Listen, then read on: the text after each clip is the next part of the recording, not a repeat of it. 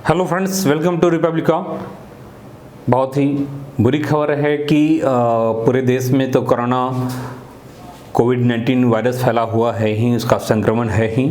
लेकिन इस संदर्भ में एक नई बात यह है कि फिर से यह अपना एक भयंकर रूप ले रहा है और इसी क्रम में बिहार में खासकर पटना के लिए एक बहुत ही बुरी न्यूज है कि जिस ढंग से कोरोना फैल रहा है, यह महामारी का रूप ले चुका है, बिल्कुल थर्ड स्टेज में इंटर कर चुका है। तो ऐसे में सीएम हाउस तक, बिहार के मुख्यमंत्री सीएम हाउस तक इससे नहीं बचा। 60 लोग इस चपेट में आ गए हैं सीएम हाउस के।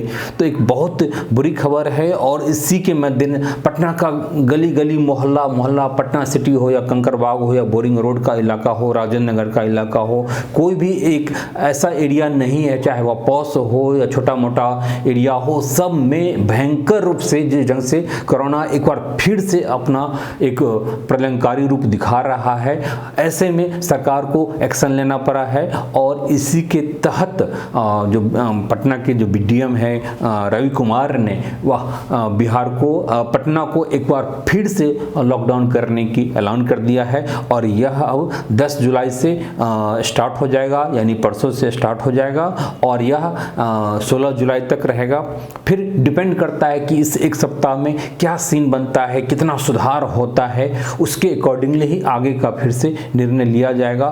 तो इस एक सप्ताह में 10 से 16 जुलाई को पूर्ण रूपेण सरकारी ऑफिस, प्राइवेट संस्थान आदि बंद रहेंगे। पार्क, म्यूजियम, मंदिर, धार्मिक स्थल, मॉल तॉल आदि सारी चीज़ें बंद रहेगी। केवल आपको एसेंशियल आइटम्स जो हमारा दूध, मेडिसिन वगैरह आदि होता है, उसके लिए सुबह में 6 से 10 और शाम को 4 से 7 का टाइम केवल दिया गया है, जिसमें ये सारी चीज़ें वस्तु उपलब्ध होगी।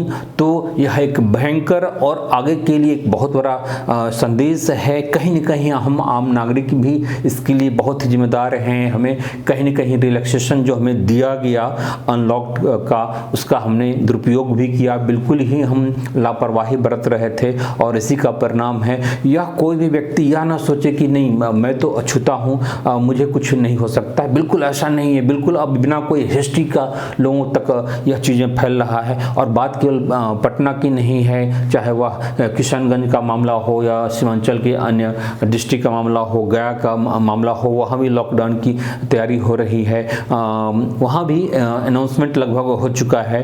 तो एक बहुत ही बुरी खबर है जिसमें हमें सतर्क रहना होगा। खासकर मैं स्टूडेंट्स लोगों को कहूँगा कि उनकी पढ़ाई तो सबसे ज़्यादा अफेक्टेड, अगर कोई भी चीज़ अफेक्टेड हुआ है इस पूरे कोरोना में तो वह है हमारी देश की अर्थव्यवस्था और साथ ही हमारी शैक्षणिक व्यवस्था। तो शैक्षणिक व्यवस्था में बिल्कुल जो स्कूल कॉलेज आदि पहले से ही बंद हैं। विभिन्न कॉम्पिटिटिव एग्जाम्स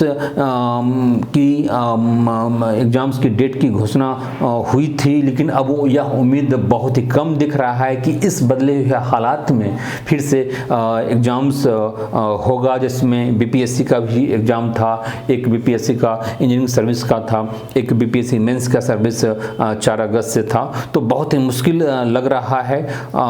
ओवरऑल यही मैं कहूँगा कि अच्छा, ऐसे में हम लोगों के लिए काम करना बहुत ही मुश्किल है। ऑफिस आना, 20-25 कोर्स जो रिपब्लिका से ऑनलाइन चल रहा है, तो हम लोग बहुत ही हिम्मत कर रहे हैं कि किसी भी ढंग से अपने स्टूडेंट्स को विभिन्न कोर्स में लेसन वगैरह रिकॉर्डेड क्लास को प्रोवाइड करा सकें, लेकिन बहुत ही मुश्किल हो रहा है टेस्ट सीरीज को प्रोवाइड कर सकें। लेकिन ऐसे में फिर भी हम लोग काम कर रहे हैं और उम्मीद है कि जो भी थोड़ी बहुत असुविधा हमें हमारे अपने स्टूडेंट्स को, रिपब्लिकन को या होगी, तो उसके लिए बहुत बहुत मैं खेद व्यक्त करता हूँ। उम्मीद है आप कोऑपरेट करेंगे और ओवरऑल बातें यही है कि सतर्कता बरतिए और सबसे ज़रूरी है घर से बाहर मत निकलिए। बिल्कुल ही अपने आप को एक कन्फाइनमेंट एरिया में रखिए, घर से बाहर बिल्कुल नहीं निकलना है। यही एकमात्र उपाय है जिससे हम लोग बच सकते हैं।